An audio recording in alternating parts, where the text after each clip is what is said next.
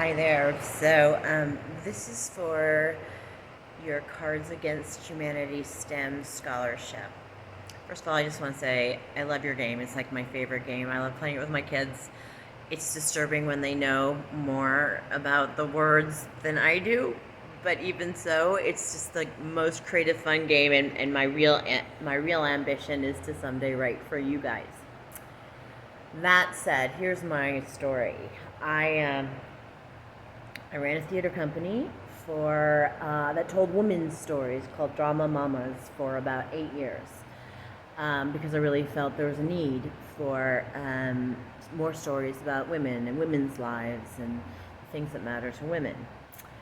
And then when my kids got older, I moved into software development and particularly virtual and augmented reality. And I lived in San Francisco, and when I first started going to events, there were no women there, which was crazy because this is just, it's so geared for women. It's so perfect. It's so creative and technical, and there's so many possibilities for healing and connection and telling stories in different kinds of ways. So I started my own company called New Reality Arts, and I also started a group for women in the tech called AR VR Women. And the first meeting that we had, I was told the thing they want the most is a school. So I started a school, a free school for women to teach them how the basics of creating virtual and augmented reality. They also wanted a job fair. So I hosted the first job fair for AR VR in San Francisco.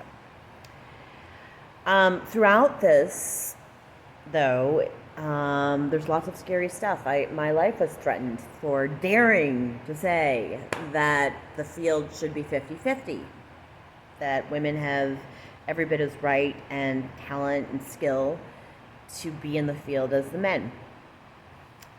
I'd like to say, and it's true, that I think I changed the course of the industry because there are tremendous amounts of women in there now. In fact, it's probably one of the most female-laden techs, and I was right there at the beginning making sure that happened. So I'm proud of myself for that. However, there was a lot of scary things. I had my life threatened on many occasions, actually, and didn't call the police, but I should have, but felt kind of helpless and didn't quite know what to do.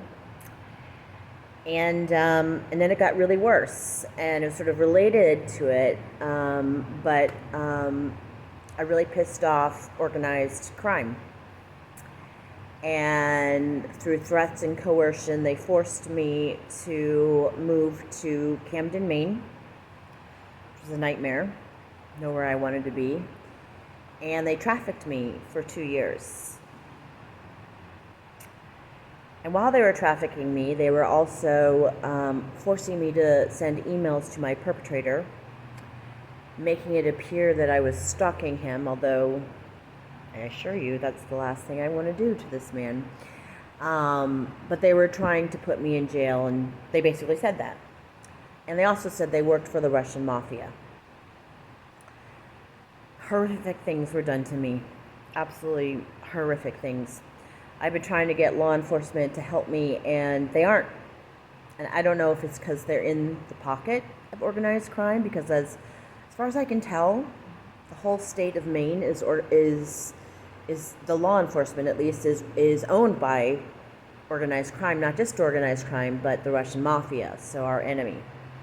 Because I called and tried to reach out, and I have a list a mile long of people that I've connected with. And the ones that have been effective the most have been the human trafficking hotline, and also I have a case management traffic person. The women, basically, but law enforcement has been useless. And even after I finally did escape by fleeing to Europe, I was followed. They have tremendous cyber capabilities. They hacked my phone, and the evidence that I can give you for sure is, for example, my ex-husband, who I believe is part of the ring, stopped paying me my alimony. And so I sent many messages to his employers, and he's a partner at a law firm, and I sent many messages to the partners at a law firm explaining the situation, expecting them to help since they have a criminal in their midst. And nothing happened. And finally, and I've been living outside the States because my life is in danger and threatened.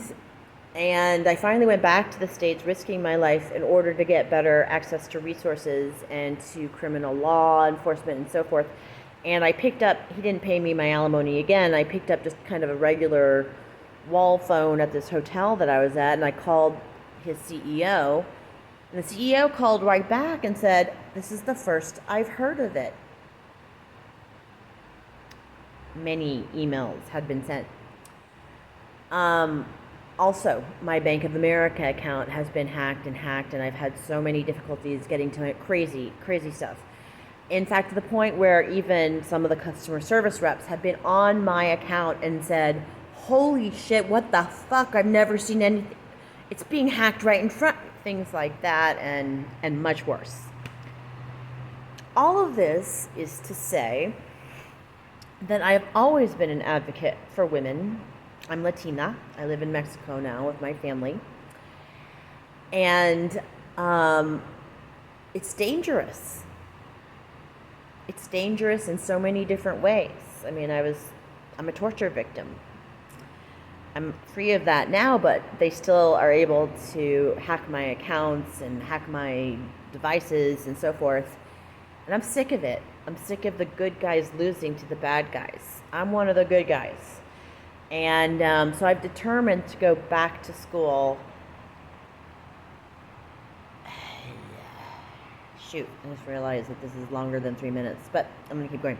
I've determined to go back to school and get my bachelor's in cybersecurity, and I have been accepted into the program, but my ex-husband isn't paying me alimony because of the trauma that I suffered. Having a job is really difficult. Also, I have to support my Mexican family to some degree anyway, so I need funds to cover the tuition and everything else, actually, and also living expenses and helping my family. I know for sure that I'm going to use my degree for the good guys. I already started a language, actually, and a program back in San Francisco. I just need more education, and I need more connection to the right people. So I ask that you support me. I'm one of the good guys. I'm a big good guy. And it's time that we tell them, fuck the hell off. You can't get into our shit anymore.